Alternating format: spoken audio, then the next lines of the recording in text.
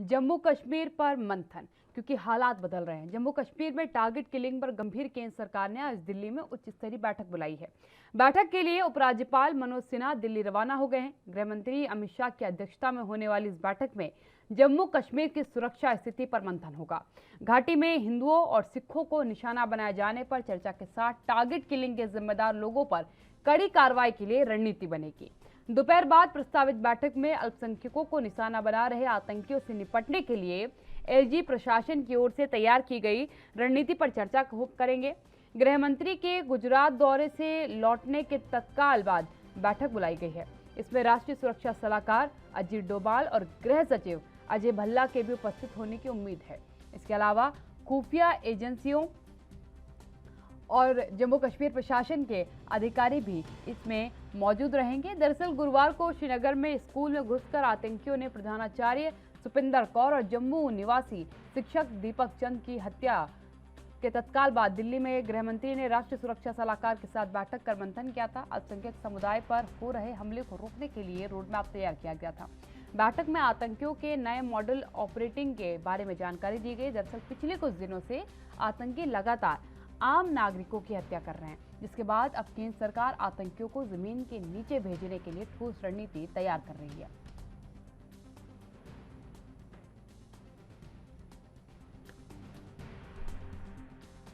बता दें कि अभी तक इस साल के अगर आप ब्यूरो को उठाते हैं तो 28 लोगों की हत्या 2021 में अभी तक जम्मू कश्मीर में हो चुकी है, जिसमें ज्यादातर जो लोगों की संख्या है या तो वो सिख है, या तो वो कश्मीरी ब्राह्मण्स हैं, या वो अदर इसके ब्राह्मण्स हैं, या वो गैर कश्मीरी हैं, यानी कि सेलेक्टेड करके। अभी हालिया जो स्कूल का इंसिडेंट हुआ था जिसमें प्रिंसिपल और टीचर की हत्या की गई थी, उसमें सारे टीचर्स को एक लाइन में खड़ा किया गया। उसके बाद उनसे उनका जात पूछी गई, उनका संप्रदाय पूछा गया, जिसमें एक ने आपको सिख बताया, एक ने अपने आप को ब्राह्मण बताया, जिन दोनों की हत्या कर दी गई और बाकी सबको वहां से हटा दिया गया। यानी कि सेलेक्टेड बेसिस पर, अभी टारगेट बेसिस पर जो है आतंकवाद फैलाया जा रहा है। सिख समुदाय श्रीनगर की या जम्मू कश्मीर की आप बात करते हैं तो अल्पसंख्यक समाज में आता है। ब्राह्मण की बात करते हैं आप तो वो अल्पसंख्यक समाज में आता है। अन्य जो गैर कश्मीरी लोग हैं वो भी वहां पर अल्पसंख्यक समाज में गिने जाते हैं और इन पर लगातार हमला किया जा रहा है।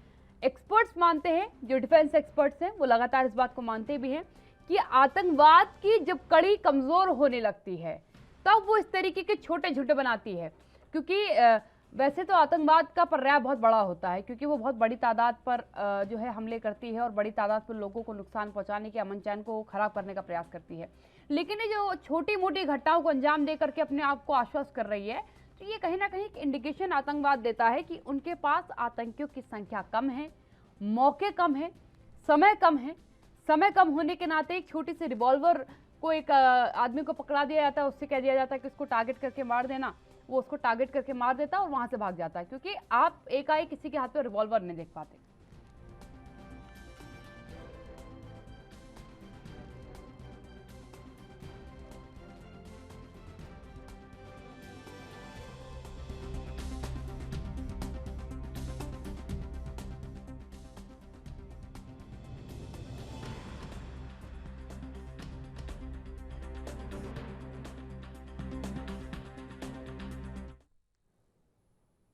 मेरे साथ मेरे पैनलिस्ट मौजूद है, आपका परिचय कराती हूँ, चर्चा की शुरुआत करती है। अनिल गौड़ जी है मेरे साथ, रक्षा विशेषज्ञ है। इसके साथ ही मेरे साथ संजय चौधरी जी जुड़ चुके हैं, प्रवक्ता हैं भारतीय जनता पार्टी से।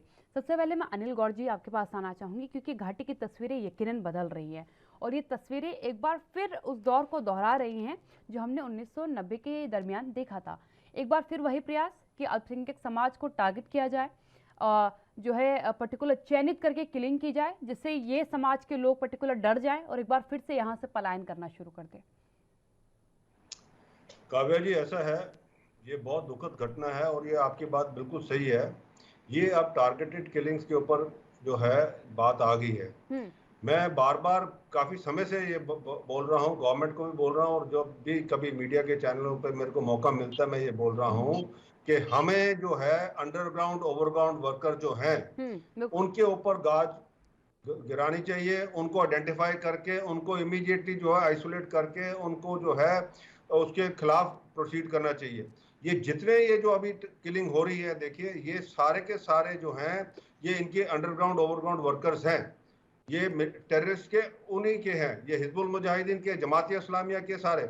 अब आईएसआई ने, पाकिस्तान आईएसआई ने क्या किया है, जब से ऑपरेशन ऑल आउट चला है, ये सारे के सारे जितने ये जो फेसेस थे, जो मुखड़ थे मिलिटेंसी के, उनको तो हमारे सिक्योरिटी फोर्सेस ने मार गिराया है। आप देखिए पहली लिस्ट निकली, उसके बाद बुरहान वानी, उसके बाद दूसरे तीसरे नाइकू वगैरह सब, अब जितने नाम ले लीजिए सब के सब चले गए। अब जो बचे हैं वो ये बचे हैं जो ये अंडरग्राउंड ओवरग्राउंड वर्कर है और जमात इस्लामिया का जो काट रहे हैं वहां पे, हम उसके खिलाफ कोई कार्रवाई नहीं कर रहे। देखिए मैं गवर्नमेंट का मैं कहता हूँ एक बहुत अच्छा काम किया इन्होंने, जो ये पॉलिटिकल पार्टी ने जो सलाहुद्दीन के बच्चों को, दूसरे टेररिस्ट के बच्चों को यहाँ गवर्नमेंट की नौकरियां दी हुई थी, उनको निकाला है। इसके अंदर कार्रवाई और करनी पड़ेगी और जल्द करनी पड़ेगी। हम बहुत, मैं कहता हूं बहुत आस्ते आस्ते काम कर रहे हैं। हम ऐसे कर रहे हैं जैसे कि हमारे पास बहुत टाइम है, हमारे पास टाइम बिल्कुल नहीं है जी। क्योंकि देखिए अफगानिस्तान में तालिबान जब आया, सबसे पहले खुशी किसको हुई? आईएसआई को, पाकिस्तान आईएसआई को। और जो इनका तालिबान और बाकी जो हक्कानी नेटवर्क द्वारा सारे, उन सब की मां है आईएसआई। और अब जब वहां उनका एक इरादा था वो पूरा हो गया, अब वो कश्मीर की तरफ बढ़ेंगे। अब क्योंकि आप देखिए हर रोज जो है, जब ये लाइन ऑफ कंट्रोल के उधर से ये जो है घुसपैठ कराने की कोशिश करते हैं, हमारा सिक्योरिटी ग्रिड इतना अच्छा है कि वहां पे हम फर्स्ट नहीं तो सेकंड नहीं तो थर्ड ग्रेड के अंदर सारे के सारे हम ढेर कर रहे हैं। इसीलिए अब उन्होंने प्रैक्टिस चेंज की है और उन्होंने ये कहा कि भाई देखिए आप जो है, जो हमारे अंडरग्राउंड और ओवरग्राउंड वर्कर्स हैं, उनको ये टारगेट दे दिया है। और आप देखिए ड्रोन के जरिए भी अब जो हथियार और वहां से ड्रग्स आ रहे हैं, हथियार भी सिर्फ पिस्टल आ रहे हैं, कोई AK-47 वगैरह नहीं आ रहे, अब पिस्टल आने शुरू हो गए हैं, क्योंकि उन्होंने यही मोडस ऑपरेंडी की है। अब इसके लिए हमें जो है, हमें ये हमारा इंटेलिजेंस नेटवर्क जो ह्यूमन इंट कहते हैं, उसको करना पड़ेगा। और सबसे बड़ी बात जो है, जो हमारी मुस्लिम मेजॉरिटी कम्युनिटी है कश्मीर घाटी के अंदर, अब उसको खड़ा होना पड़ेगा इसके खिलाफ। क्योंकि देखिए जब तक वो नहीं खड़े होंगे तब तक ये मिलिटेंसी नहीं जाएगी, अंडरग्राउंड ओवरग्राउंड वर्कर आइडेंटिफाई नहीं होगा। इनको पता है कौन सा आदमी क्या कर रहा है। ये हो ही नहीं सकता कि किसी आपके पड़ोसी को ये नहीं पता कि आप ये क्या कर रहे हैं, इनको सबको पता है। अब ये जो पॉलिटिकल पार्टीज हैं वहां पे, चाहे PDP है, चाहे नेशनल कॉन्फ्रेंस है, चाहे अभी जो उन्होंने गठबंधन कर दिया है PAGD पे, इनका भी मैं कहता हूं रुख जो है वो अभी भी उसकी तरफ है। वो सिर्फ गवर्नमेंट को ब्लेम करेंगे, अपना नहीं देखेंगे वो क्या बयान देते हैं और वो किस हिसाब से उनके बयान आ रहे हैं। वो ये जो टेररिस्ट हैं उनको कहते हैं नहीं जी ये क्योंकि गवर्नमेंट की नीतियां ऐसी हैं तो इसलिए ये हो रहा है। अरे भाई आपने उनको पाला पोसा इतने सालों से, सलाहुद्दीन बनाने वाला नेशनल कॉन्फ्रेंस जिसने 87 का इलेक्शन रिग किया, उसने जाके हिजबुल मुजाहिदीन बना दी।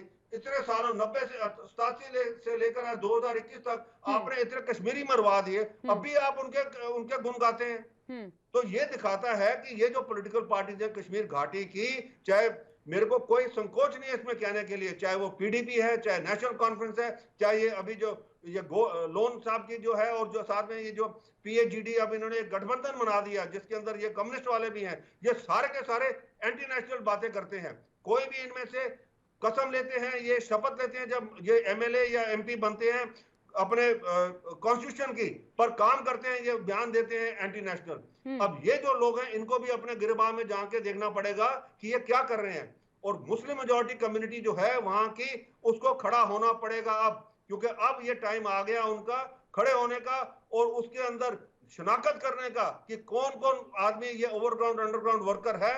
और अब गवर्नमेंट को उनके खिलाफ कार्रवाई करनी पड़ेगी और तभी जाके मिलिटेंसी वहां पे खत्म होगी, नहीं तो ऐसे ये खत्म नहीं होगी और ये टारगेटेड किलिंग चलेगी, फिर एक्सोडस होगा, फिर वही प्रॉब्लम आएगी और गवर्नमेंट इसके अंदर हताश रहेगी। बिल्कुल वाजिब बात है। संजय जी क्या कहेंगे आप, क्योंकि सरकार की नीतियों की सराहना की गई थी और जिस तरीके से अनिल गौड़ जी कह रहे हैं कि स्लीपिंग सेल्स हैं, स्लीपर सेल्स जिन्हें आप कह सकते हैं, जो रोज़मर्रा के काम हमारे बीच से करते हैं लेकिन इन घटनाओं के साथ जुड़े हुए हैं, आपको इन्हें आइडेंटिफाई करना होगा। क्योंकि कहते हैं कि आतंकवाद के लिए अगर कहीं से भी भय की गंध आई, कहीं भय नजर आ गया तो वो सशक्त होना शुरू हो जाता है। और इस समय जम्मू कश्मीर में भय का एक गंध आनी शुरू हो चुकी है, क्योंकि अब जो है आम नागरिकों की हत्या होनी शुरू हो चुकी है, आम नागरिक डरने लगे हैं और इसमें चयनित वर्ग है, इसमें अल्पसंख्यक समाज है वहां का, जिसको आपने गारंटी दी थी कि आप उनको पुनर्स्थापना करवाएंगे, उनके अधिकारों को उनको वापस दिलवाएंगे। शायद ये उन्हें अखर रहा है, और अगर ये डर बरकरार रहा तो ये ताकत बन जाएगी आतंकवाद की। इस पर चोट करने के लिए आज बैठक की गई है, क्या कुछ निर्णय लिए जा सकते हैं, इसका भी थोड़ा आकलन मुझे दीजिएगा। देखिए, निर्णय क्या लिए जाएंगे ये तो मुझे लगता है कि बैठक के बाद में ही इसका समाचार मिल पाएगा। लेकिन वहां की जो जमीनी हालात हैं उसके पीछे वहां दुनिया में जो परिवर्तन हो रहा है उसका भी एक बड़ा कारण है। और आने वाले समय में जब शीतकाल शुरू हो जाएगा, जाड़ा शुरू हो जाएगा, तब मुझे लगता है कि घुसपैठ भी जीरो हो जाएगी। तो उसके पहले इन आतंकवादियों को लगता है कि एक बार जैसे कहते हैं कि दिया बुझने के पहले बहुत तेज जलने लग जाता है, तो वही स्थिति इस प्रकार की हो रही है। निश्चित रूप से तालिबान के शासन में आने के कारण थोड़ा मोराल हाई हुआ है और उनको लगता है कि यही सबसे माकूल समय है, क्योंकि जाड़े में इस तरह की गतिविधियां बहुत ज्यादा नहीं संभव हैं। तो उनके जो भी बचे कुचे लोग हैं वो इस तरह की गतिविधियां कर रहे हैं और चुपचाप करके, जैसे अभी हमारे साथ जो रक्षा विशेषज्ञ थे उन्होंने बताया कि छोटे हथियारों से छोटी घटनाएं करके भाग जाने के का काम कर रहे हैं और भय बनाने का काम कर रहे हैं। हमारी सेना निश्चित रूप से बहुत मुस्तैदी के साथ और बहुत सफलता के साथ वहां पर काम कर रही है। जिसने अभी ये शिक्षकों की हत्या हुई है, आज सुबह उसके बारे में भी समाचार है कि उसको भी मार गिराया गया है। सारे बड़े आतंकवादी जो हैं उसको भी मारा जा चुका है। पॉलिटिकल डायलॉग भी शुरू करने की कोशिश हुई थी, वो भी शुरू हो रही है। तो सारी तरफ से सरकार एक पॉजिटिव डायरेक्शन में चल रही है और इस समस्या का समाधान निकले इसलिए काम कर रही है जी। और कल ही एक हाई लेवल मीटिंग हुई है। आज वहां के उपराज्यपाल महोदय को बुलाया गया है और सुबह ही उसकी बैठक हो जाएगी और जल्दी से लाइन ऑफ एक्शन तय करके इसके ऊपर प्रभावी कार्रवाई की जाएगी। और जैसे सरकार की नीति है कि आतंकवाद और आतंकवादियों को किसी भी स्थिति पर स्वीकार नहीं किया जाएगा, मैं समझता हूं कि एक समय का एक फेर है कि थोड़ा सा प्रभाव उनका बढ़ा है, लेकिन जल्दी ही इस पर कंट्रोल आ जाएगा और वक्त के साथ इस समस्या के समाधान के लिए हम लोग आगे बढ़ेंगे। बिल्कुल संजय जी, एक और सवाल मेरा आपसे होगा, क्योंकि देखिए बार बार ये प्रयास किया गया है जम्मू कश्मीर की तस्वीर को अंतर्राष्ट्रीय पटल पर ले जाने की, कि आपके फैसले के बाद जो सरकार ने अनुच्छेद 370 या 35A को निष्क्रिय किया है उसके बाद से वहाँ हालात सामान्य नहीं हैं और अब जो स्थिति है वो वापस ये एक बहुत हाई पावर के साथ ये इंडिकेट कर रही है कि भी nothing is very good in Jammu Kashmir. वहाँ किसी को भी मारा जा सकता है, कभी भी मारा जा सकता है, कहीं भी मारा जा सकता है। ये क्या आपको लगता है कि एक बार फिर से प्रयास अंतर्राष्ट्रीय पटल तक पहुंचाने का प्रयास किया जा रहा है कि ये फैसला आपकी सरकार ने जो लिया गलत लिया है?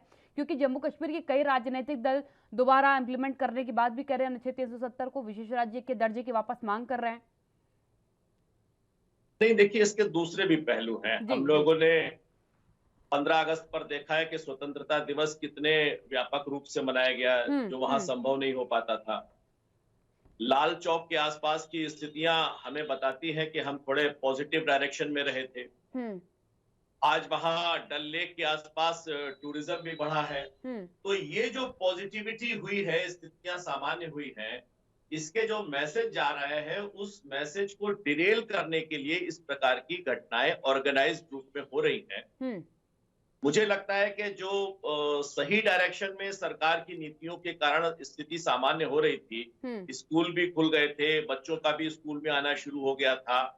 देखिए, ये जो मानसिकता है और ये जो विचार है, ये शिक्षा पर और खास तौर से महिलाओं के आगे निकलने का विरोधी है। इसीलिए स्कूल न खुले, मॉडर्न एजुकेशन वहां न जाए, वहां पर महिलाओं की स्वतंत्रता बाधित हो और जिस प्रकार से वहां लोगों को बताया जा रहा था उस योजना पर भी थोड़ा सा ब्रेक लगे, इसलिए ये किया जा रहा है। लेकिन डायरेक्शन ठीक है, हम सकारात्मक दिशा में बढ़ रहे हैं। मुझे लगता है कि ये एक छोटा सा अवरोध है, लेकिन इस पर बहुत जल्दी ही काबू पा लिया जाएगा। बिल्कुल। अनिल गौड़ जी, कल एक रक्षा विशेषज्ञ मेरे साथ बैठे हुए थे और उसके साथ एक बड़े अधिकारी भी मेरे साथ बैठे थे।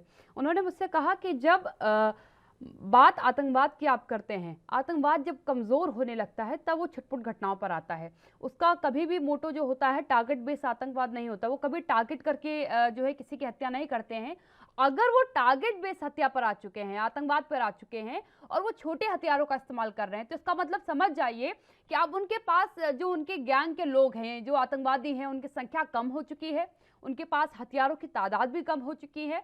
और क्योंकि उनका जो एक कहते हैं ना कि उनका एक लेवल होता है गुरूर का, वो गुरूर का लेवल बहुत हाई होता है और चीजें बहुत कम है, इसलिए इस प्रकार की घटना को उनको अंजाम देना पड़ रहा है। आपसे जवाब लूंगी, लेकिन यार काबा जी, ऐसा है जो आप कह रहे हैं, बिल्कुल सही बात है।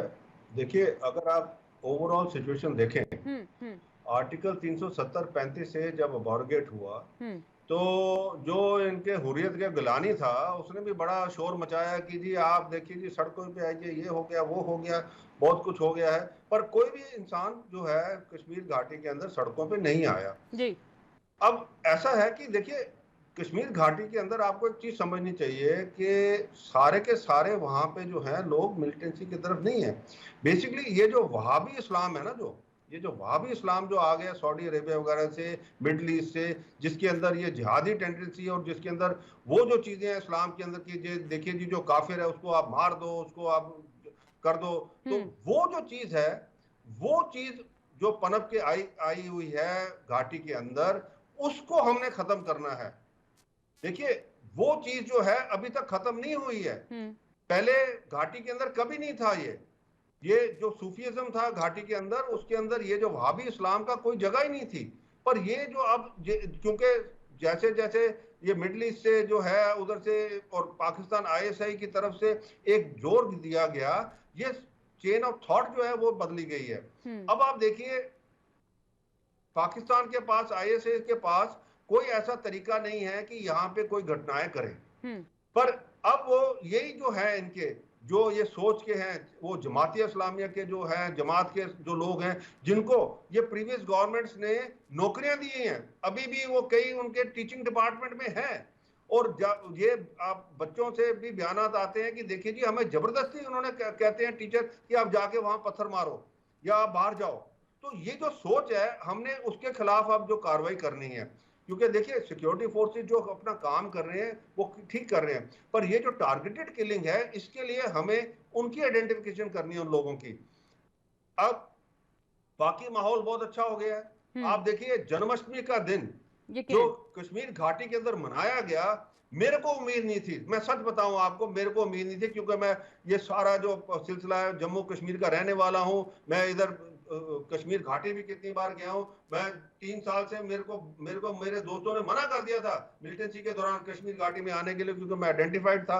पर अब जो है देखिए, जिस हिसाब से जन्माष्टमी का त्योहार मनाया गया, मेरे को भी लगा कि हाँ, हमने एक जो है एक बहुत बड़ा पायदान हमने पार कर लिया है। पर ये जो टारगेटेड किलिंग है, अब हमें इसके खिलाफ सख्त एक्शन लेना पड़ेगा और हमें जितना हमारे वहां पे मेजॉरिटी कम्युनिटी है उसको साथ लेके उनके थ्रू हमें ये करना पड़ेगा, क्योंकि ह्यूमन इंटेलिजेंस जो है अब वो काम आएगी। अभी देखिए, ह्यूमन इंटेलिजेंस की वजह से ही ये जितना सक्सेस मिला है हमारे ऑल आउट ऑपरेशन में, कि आप देखिए कि एक इनका जो नाइकू था, जो इतना बड़ा वो खूंखार आतंकवादी बना हुआ था, उसने भी पोस्टर लगाने शुरू कर दिए, बयान देने शुरू कर दिए कि कोई अगर आपके घर में कोई ऐसा आता है, किसी को मत बताइए, अपने रिश्तेदारों को मत बताइए। वो इतने डर गए थे।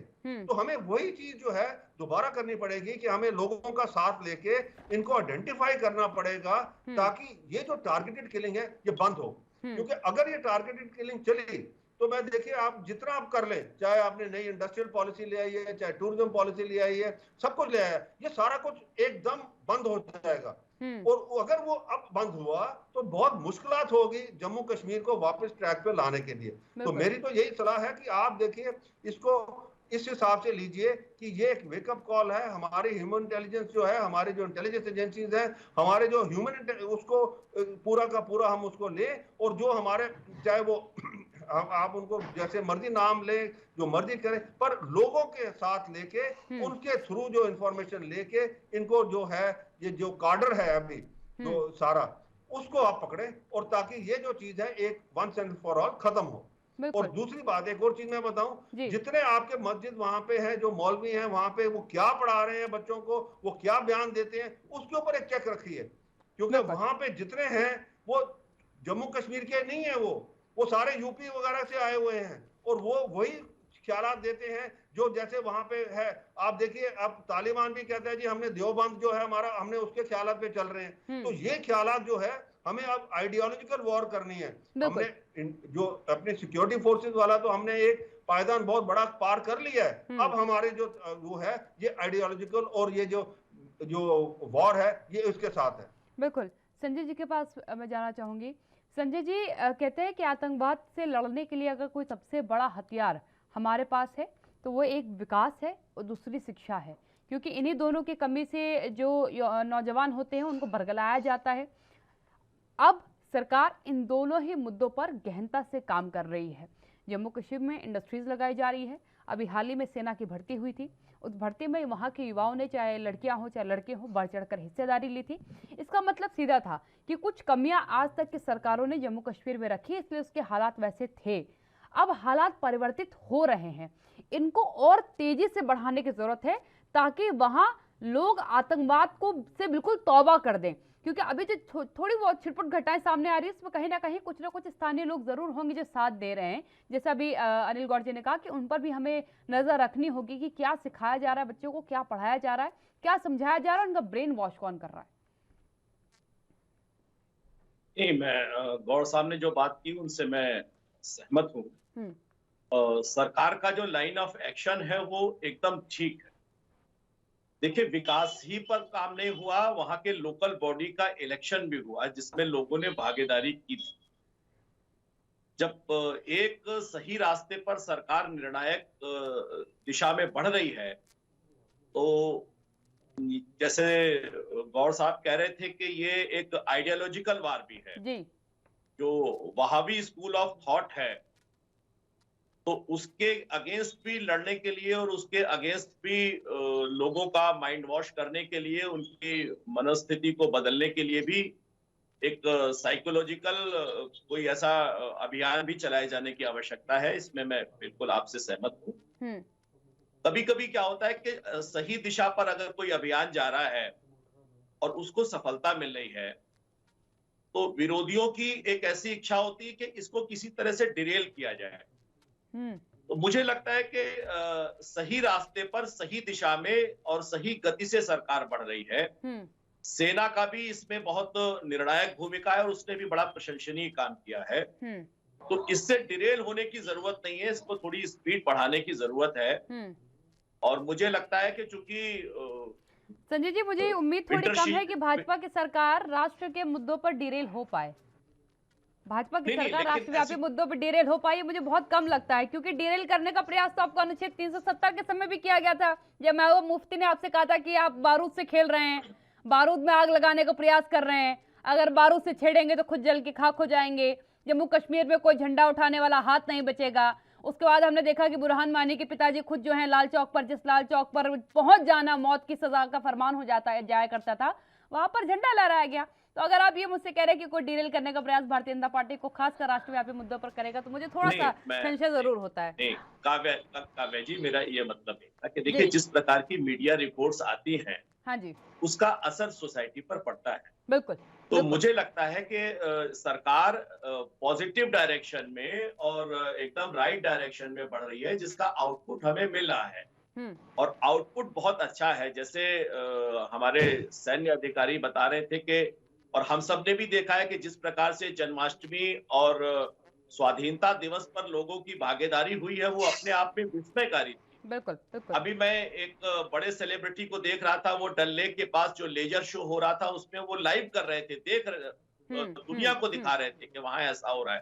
तो जो दूसरा इसका पक्ष है वो भी पॉजिटिव डायरेक्शन में बढ़ रहा है। मुझे लगता है कि उसको रोकने के लिए और शीतकाल शुरू होने के पहले ये पूरी ताकत से फड़फड़ा कर इस प्रकार का रिएक्शन कर रहे हैं। लेकिन ये क्षणिक है और जैसे जैसे हम आगे बढ़ेंगे वैसे वैसे हमें सफलता मिलेगी। हमारी दिशा ठीक है और दुनिया में जो परिवर्तन हुए उसका थोड़ा सा असर है और इस घटना को 91 की घटना के आधार पर दिखाने के पीछे इस मंशा को भी कमजोर करने का है। हमें लगता है कि जिस दृढ़ संकल्प के साथ सरकार आतंकवाद के ऊपर प्रभावी कार्रवाई कर रही है, चाहे वो सर्जिकल स्ट्राइक करने की बात हो, चाहे वो उनके जो स्लीपिंग मॉड्यूल्स को नष्ट करने की बात हो, चाहे उनके जो वेल नोन जितने भी टेररिस्ट थे उनको मारने की बात हो, वो हमारा लाइन ऑफ एक्शन एकदम ठीक है। बस इसको आज की जो अभी की जो घटनाएं हैं पिछले एक हफ्ते की, मुझे लगता है कि वही जो मैंने पहले कहा था कि दिया जलने के पहले बहुत तेज, बुझने के पहले बहुत तेज जलने लग जाता है, वैसे ही स्थिति है। आपको लग रहा है इस स्थिति पर भी, इस स्थिति को भी उसी तरह से काबू पा लिया जाएगा जैसे पहले की स्थिति को काबू पाया गया था। और सरकार की मंशा देखिए, कल भी सरकार ने एक हाई लेवल मीटिंग की थी और आज भी जम्मू कश्मीर के सारे लोगों को बुलाकर गृह मंत्री स्वयं उसको मॉनिटर कर रहे हैं और बहुत जल्दी इस पर प्रभावी कार्रवाई होगी और इस प्रकार की यही हम आशा करते हैं कि जम्मू कश्मीर के लोग जिस प्रकार से आप पर विश्वास करते हुए विश्वास बरकरार भी रहे। मैं अनिल गौड़ जी से आखिरी सवाल लेना चाहूंगी। अनिल गौड़ जी, एक बयान आपको याद होगा महबूबा मुफ्ती ने एक समय पर दिया था और उन्होंने कहा था कि जम्मू कश्मीर यहाँ के मुसलमानों का है और यहाँ अगर कोई बाहर से आता है तो मारा ही जाएगा। उस दरमियान मुझे लगा था कि इसका विरोध होगा और बहुत बागी सुर के साथ इसका विरोध किया जाएगा, क्योंकि भारत की सरजमी पर किसी एक छत्र राज किसी का कहीं पर भी नहीं है। हर राज्य में, हर सीमा के अंदर अलग अलग जाति संप्रदाय के लोग हैं, लेकिन उस दरमियान मुझे जम्मू कश्मीर से कहीं भी विरोध के सुर उठते नजर नहीं आए थे। क्या मैं मान सकती हूँ कि कहीं 1-2% ऐसी मानसिकता आज भी वहाँ पर है जो सरकार की तरफ से वहाँ पर वापस प्रयास किया जा रहा है कश्मीरी पंडितों के प्रवास का या फिर उनकी जो ज़मीनें हैं उन्हें वापस दिलवाने का, उसकी नाराज़गियाँ भी अब देखने को मिलेंगी? वो कुछ परसेंट लोग तो होंगे ही जिनके दिमाग में आज भी ये होगा कि अनुच्छेद 370 हमारा विशेष राज्य का दर्जा था, वो ज़बरदस्ती हमसे छीना गया है, ज़बरदस्ती इन लोगों को वापस भेजा जा रहा है। छोटा सा कमेंट चाहूँगी आपसे इस पर। काव्या जी, मैं आपका ध्यान खालिस्तान मूवमेंट के ऊपर ले जाना चाहता हूं। पंजाब के अंदर उधर भी ऐसी बात हुई थी और अभी आप देखिए इतने सालों के बाद वो फिर जो मानसिकता है वो फिर उठ रही है जी। ठीक है,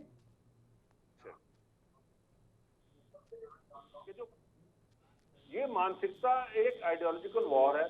ये जो पॉलिटिशियंस हैं या ये दूसरे इस मानसिकता के लोग हैं, इनको पैसा बाहर से आता है, इनको सपोर्ट बाहर से मिलती है, इसीलिए ये लोग ये ऐसी बातें करते हैं, क्योंकि इसका जो बेस है वो यहाँ का नहीं है, वो उसी के साथ है कि वो है। अब आप देखिए, एक टाइम था जब 370 की आड़ में इन्होंने क्या कुछ नहीं किया। अब 2 साल हो गए हैं 370 गए हुए। अब ये लोग जो हैं आस्ते आस्ते इनके सारे जो मैं कहता हूँ वो स्केलेटन जो है ना कबड़ से निकल रहे हैं। किस को आपने कहाँ नौकरी दी? अरे भाई आपने कैसे नौकरी दी थी? और ये मैं एक चीज बौखलाहट में से अनिल गौड़ जैसे, क्योंकि समय मेरे पास समाप्त हो गया है, तो एक शब्द में कहूँ ये बौखलाहट है जब सबके सामने आ रही है। लास्ट चीज मैं कहूंगा, देखिए संजय जी बैठे यहाँ पे, महबूबा मुफ्ती ने हुर्रियत कॉन्फ्रेंस के गिलानी के जो पोता है उसको शेरे कश्मीर ये इंटरनेशनल कन्वेंशन सेंटर में भी नौकरी दे दी। तब ये आपस की सरकार थी, तब कोई नहीं बोला इनका। तो ये बात होती है, पता है, ये जो चीजें हैं हर एक टाइम हमें विजिलेंट रहना है। हम उस टाइम पॉलिटिकल एक्सपीडियंसी नहीं कर सकते, हमें विजिलेंट रहना है इसके खिलाफ। बिल्कुल, समय समाप्त हो गया। आप दोनों मेहमानों बहुत धन्यवाद मेरे साथ चर्चा में शामिल होने के लिए। आज शाम बैठक का परिणाम सामने आएगा। बैठक में क्या कुछ फैसला लिया जाता है ये जरूर देखने वाली बात होगी, क्योंकि सरकार बिल्कुल भी नहीं चाहती है कि जम्मू कश्मीर की स्थिति किसी भी हालत में अस्थिर